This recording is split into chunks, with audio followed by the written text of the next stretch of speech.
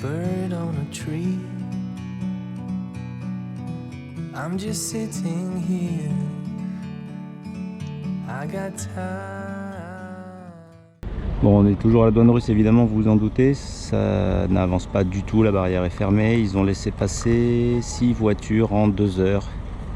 Et il y en a une vingtaine devant nous, une quinzaine. On commence à trouver que c'est long. Il fait 39,5. Les douaniers font ce qu'ils veulent en fait. C'est eux qui actionnent la barrière et là ils n'ont pas envie. Et pour les poids lourds, il n'y en a aucun qui est passé. C'est encore pire. Alors que c'est pour leur boulot. Alors bien sûr, il y a une remorque Super U devant nous. Ça nous remonte vraiment le moral. Mais on voit bien le drapeau russe là-bas. Sauf qu'on est à l'est. On n'est pas côté géorgien. On aimerait bien traverser. On a quand même plus de 1600 km de Russie à faire. Entre 1600 et 2000 km pour retrouver la frontière géorgienne. Donc on espère qu'au niveau documents ça va aller. C'est toujours stressant, moi ça me stresse ces moments-là. Puis bah, on est à la merci de douaniers ou de policiers qui ont le pouvoir et qui peuvent en abuser. On n'est pas loin de la Russie là. On arrive au checkpoint. Au bout de 3h15 depuis la douane kazakh, on sort de Russie, ils ont été impeccables. On est tombé sur un douanier russe hyper gentil qui parlait 2 mots de français et 3 mots d'anglais, qui avait bossé en Algérie. Il nous a tout fait au niveau des papiers, il nous a aidés. Là on a côté russe tous les Ouzbeks, Kirghizes, Tadjiks qui rentrent chez eux pour les vacances. Puis des camions, une file de malades. Ils sont pas prêts de passer non plus. Hein. It's clear to see. From up here, the world seems small. We can sit together. Bon, on est sur un parking russe, évidemment, côté d'une cafétéria où on a dormi. On a dormi là. C'est juste une petite vidéo pour s'en souvenir, avec la mégère des toilettes qui est pas commode. À mon avis, elle a été haltérophile dans une vie antérieure. Enfin, on a réussi à se doucher quand même. J'ai eu le droit d'y aller que si je mettais les sandales roses qu'elle m'a prêtées, mais bon, ça a été. Donc là, on part pour beaucoup de kilomètres. On n'est pas encore à Saratov, donc ça c'est la route qui va à Saratov là-bas. Et ensuite on descendra vers Volgograd et puis Astrakhan pour retrouver la route qu'on avait prise à l'aller. Il y a des champs à perte de vue, des champs d'une taille incroyable qu'on voit pas chez nous. Hein. Hier on a vu des champs de 6-7 km de long sur 3 de large, ce qui fait 18 km², 1800 hectares. On arrive à Saratov, qu'on voit là-bas, et on va franchir la Volga. On a déjà franchi plusieurs rivières qui doivent être des bras latéraux, et là on arrive sur la vraie. Rivière Volga, eh ouais, elle est quand même belle.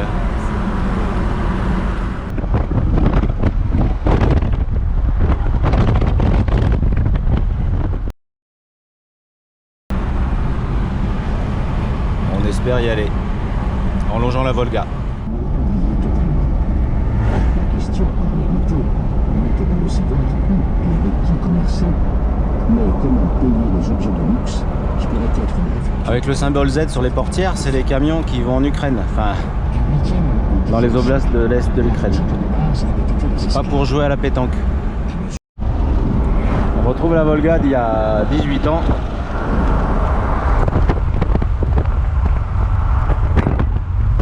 Au nord de Volgograd, elle est très large, elle est très belle.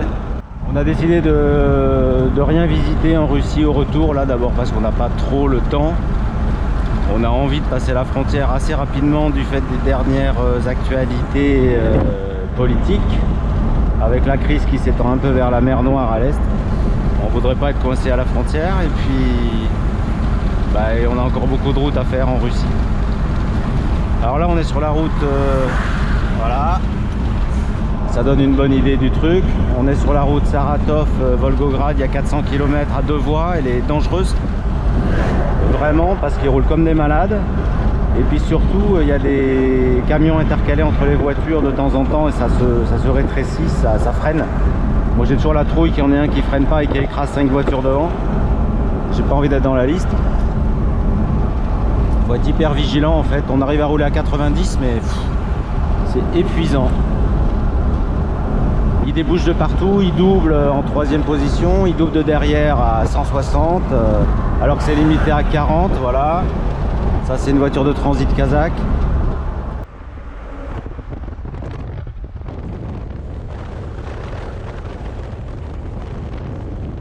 On est 8 août, on est en Russie entre Volgograd et Astrakhan, mais très près de Volgograd. On essaie de dormir à Astrakhan ce soir. On n'a pas grand chose à visiter, hein. C'est des routes toutes droites, puis on n'avait pas prévu ni le temps de le faire de toute façon, hein. On a des drôles de sensations. On a les Russes qui roulent à la russe, c'est-à-dire qu'ils doublent. De toute façon, le principe c'est de doubler, n'importe comment, peu importe, il faut passer. Donc c'est épuisant de conduire comme ça, même si le revêtement est très bon. Et puis, on a des Russes qui rentrent de vacances ou qui partent en vacances en tractant une caravane. Et sur la même route, ils croisent ou ils doublent des soldats qui sont embarqués dans des camions militaires pour aller en Ukraine avec le Z sur les portes des véhicules. Donc c'est assez curieux comme ambiance quand même. C'est un très grand pays, mais le mélange des gens est assez original. Et puis là-bas, il y a un poste de police où on a été arrêté hier soir pour être contrôlé, notamment pour l'assurance de la voiture. Donc ils ont été très cordiaux, très polis. Et puis au moment de partir, ils m'ont demandé si on avait de l'eau. Donc j'ai dit qu'on n'en avait pas beaucoup. Je pensais qu'ils nous en demandaient en fait. Et pas du tout, en fait ils m'ont fait venir au poste. Et ils m'ont donné un bidon de 6 litres, un bidon tout neuf, un bidon d'eau qui venait d'un market, d'un magasin. Et après il y a un gars qui passe avec une pastèque pour eux, les policiers. Ils nous l'ont donné également. Donc merci à la police russe. Pour l'instant, franchement, ils sont plutôt courtois, plutôt agréables avec nous. Il n'y a aucun problème avec ça. Il faut quand même le signaler. 250 km au nord d'Astrakhan depuis Volgograd. On a enfin retrouvé notre Volga. Enfin, je dis notre Volga, on la partage, hein, mais elle est super belle. Puis c'est un fleuve qui ressemble un peu à la Loire par certains aspects, qui est assez sauvage, qui n'a pas été trop canalisé. Alors il doit être un peu pollué, hein, mais là on est dans un village qui est vraiment au bord du fleuve. Donc elle va pas tarder à se jeter dans la Caspienne à Astrakhan justement, mais avec un très gros delta.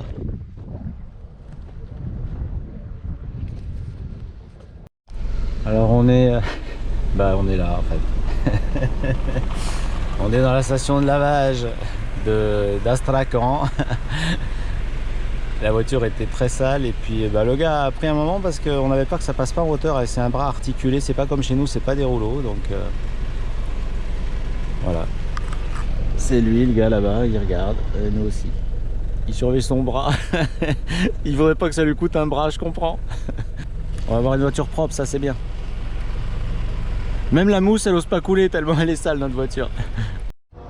On est à Astrakhan de retour, notre hôtel est complet, celui où on avait une babouchka sympa qui était hyper souriante et qui nous aimait bien. Donc on a changé d'hôtel, on est sur les bords de la Volga, on est parti voir s'il y a des chambres dans celui-là, qui s'appelle l'hôtel Azimut. Il y a une moto d'un couple iranien là, qui est garée là, donc je me dis qu'on est peut-être pas mal situé. Et surtout on a fait laver Bulot Jovial, il n'en revient pas lui-même, il est complètement ébouriffé. Donc on a fait 2500 km au Kazakhstan pour le traverser, on a fait 1100 km en Russie depuis 2-3 jours. Il en reste 950 pour arriver à la frontière géorgienne, donc on ne sera pas demain évidemment. Après-demain peut-être le soir si on roule bien. Donc ça fait des kilomètres là. On commence à fatiguer un peu parce que bon, même si les routes sont meilleures en termes de revêtement, la circulation est un peu déjantée, limite dramatique parfois. Ils prennent trop de risques. On a encore vu 4 accrochages aujourd'hui, dont un costaud. Donc sur 300 bornes, ça fait beaucoup. Nous, on essaie d'être prudent et de respecter les règles. Et on voudrait se doucher. Et aller sur les bords de la Volga pour boire une bière, ce serait pas mal. On est à l'hôtel à Astrakhan, pas celui qu'on avait prévu, mais on a une belle vue sur le Kremlin là-bas. Et là, on va marcher au bord de la Volga. Et si on a soif, boire un coup. Mais on a déjà soif, donc il y a de grandes chances. On se sent batelier ce soir.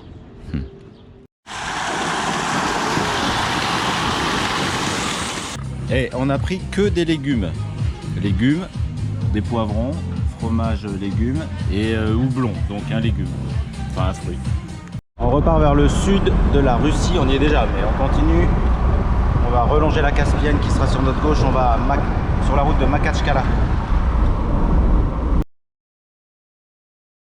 Mais on n'y va pas, on coupera un peu avant pour aller vers l'ouest, vers Grozny. On vient de rentrer au Daghestan depuis la Kalmoukie, le vent est latéral. Ah ouais, j'ai les sourcils en bataille. On entre au Daghestan, on voit bien au fond là-bas, si je zoome, je suis au maximum du zoom. Les deux drapeaux, le drapeau russe et le drapeau daguestanais à droite, vert, bleu, rouge. À l'aller, on a été contrôlé, j'ai été emmené dans une pièce où un officier m'a posé des questions sur notre trajet. J'espère que ça va aller mieux. Ah, on est bien au Daghestan, hein, et pour ceux qui pourraient oublier, il y a quelques petites infos au bord de la route sur des panneaux verts, très importants.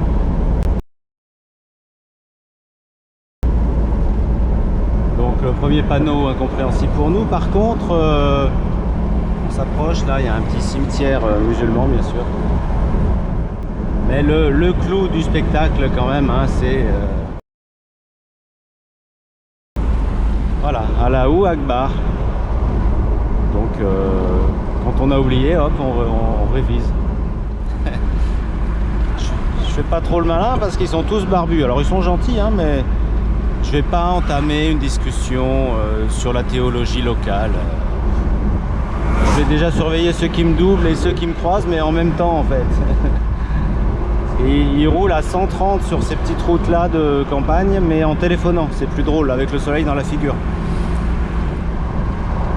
On va rester vigilant, on est encore à 150 à peu près de Grozny et on ne sait pas où on va dormir ce soir. Enfin dans notre voiture sûrement, mais on continue le parcours. On s'approche quand même de la Géorgie en fait. Bah, il nous reste encore 300 ou 400 mais... Ah là ça double. Mais franchement ça passe tranquille. Ça va. On a vu bien pire.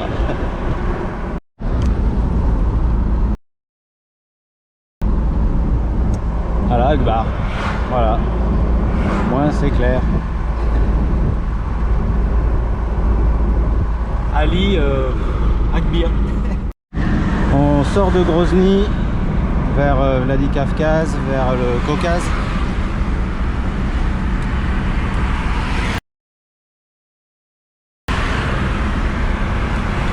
Vladikavkaz 110. Donc la frontière est à 140, 150.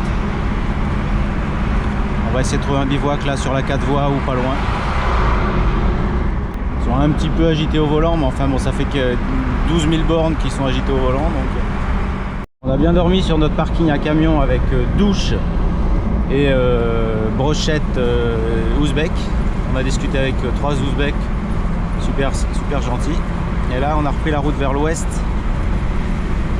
pour essayer d'atteindre la Géorgie aujourd'hui. On n'est pas très loin en kilomètres, mais bon, il y a 2 frontières à franchir, russe et géorgienne. Et là, on arrive, on va quitter la Tchétchénie là pour entrer en Ingouchie. Un drapeau russe, un drapeau Ingouche. Avec Bekran. Ingouchie. Merci. Bon, on a discuté avec Beran, le tenancier de la station-service, très gentil, Ingouche. Et là on quitte l'Ingouchie pour rentrer en Ossétie du Nord. Donc il y a un poste de contrôle, on va voir. Ça n'a pas l'air trop méchant. On traverse Vladikavkaz, ça se passe pas mal. Il n'y a pas trop de circulation. Et puis c'est quand même un des rares endroits au monde où on voit des plaques d'immatriculation d'Ossétie du Sud.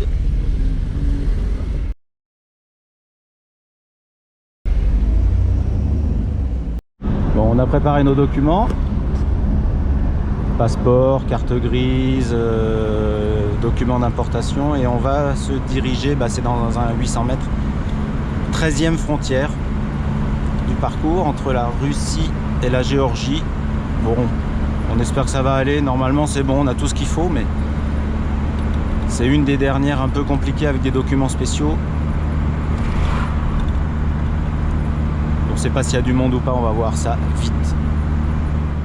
Bon, on est sorti de Russie avec pas un pincement au cœur, mais bon, on sait qu'on y retournera peut-être pas tout de suite. On est côté géorgien, c'est pas simple non plus au niveau des papiers. Il y a le drapeau, ça c'est sûr, mais la douane est en travaux comme toujours. J'ai pu conserver le document fourni quand on est entré au Kirghizistan pour l'importation de la voiture, et donc je pourrais le montrer dans mes vidéos et aux gens qui souhaitent venir par là. Avec les tampons, ils me l'ont laissé les Russes quand je suis ressorti, donc ça c'est assez intéressant. C'est le véhicule qui permet d'importer de façon temporaire la voiture pendant 1 an dans une zone économique entre la Russie, le Kirghizistan, Kazakhstan et aussi Biélorussie. It's clear to see from up here. The world seems small. We can sit together. It's so beautiful, you and me. On est le 10 août, il est 18-19 h. On a franchi la frontière Russie-Géorgie ce midi. On a mis 3h30, mais bon, ils ont été encore une fois très corrects, notamment les Russes. On est dans un bel endroit et on a choisi de bivouaquer juste au sud de la frontière. On a fait 15 ou 20 km côté géorgien. On s'est posé là, dans les gorges un peu là. C'est un très bel endroit. C'est le Caucase face à nous quand même, et on a un peu de nostalgie à quitter cette zone parce qu'on n'y reviendra peut-être pas, on ne sait pas. C'est loin de chez nous. Et c'est un défilé qui rentre en Russie par là-bas, côté Vladikavkaz, mais c'est assez impressionnant de se dire qu'en fait, c'est le seul cordon routier qui relie l'Europe à l'Asie en ce moment, et je dis bien l'Asie, hein, je dis pas que la Russie, parce que cette petite route là, dans les gorges, bah, c'est le seul point de passage qui soit vraiment ouvert pour les véhicules, quand on veut aller en Asie centrale ou même plus loin. Donc faut quand même en prendre soin de cet endroit. Et bah, finalement, heureusement que les Géorgiens et les Russes maintiennent ce point de passage, parce que sinon bah, on ne pourrait pas y aller en fait. On est redescendu de notre bivouac géorgien côté tout près de la Russie. On arrive à la bifurcation Tbilissi-Sokhoumi. On va prendre Sokhoumi-Batumi pour aller vers l'ouest de la Géorgie. Sokhoumi, c'est la capitale de l'Abkhazie, où on ne peut pas rentrer.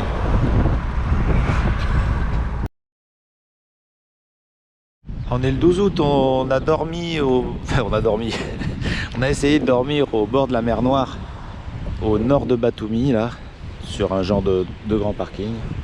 On était à plat, on était pas mal situé, mais on n'a pas dormi.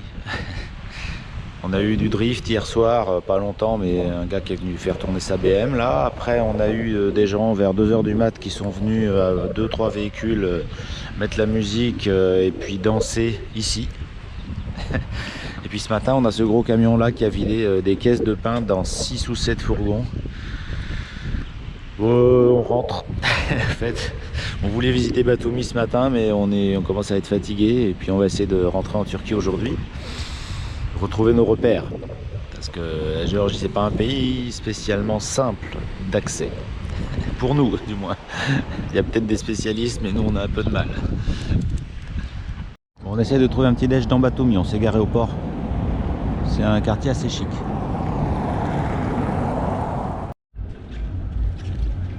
On a 2 belles statues qui tournent sur le port de Batumi. Toujours le 12 août, on attaque notre 14e frontière du voyage entre la Géorgie et la Turquie. Donc on est séparés toujours, les passagers passent là-bas dans le bâtiment de droite, et puis les voitures avec le chauffeur ici, comme d'hab. Il n'y a pas trop de monde, ça a l'air d'avancer assez bien, mais bon, on n'est jamais à l'abri d'un problème. Enfin là déjà il n'y a pas l'assurance à prendre, on a juste besoin d'un tampon de sortie, mais bon, on reste méfiant. Bon, des tampons on en a déjà quelques-uns, hein. C'est pas toute cette année, mais essentiellement de cette année quand même. Ça commence à faire. La page avec le visa russe, et on en a encore un peu là, et puis vers la fin il y en a toujours un, voilà, il y en a par là aussi. Donc on va les garder précieusement, nos passeports, et faire des photos. On y tient quand même, ça fait des souvenirs aussi. We meant to be in the great outdoors, forever free.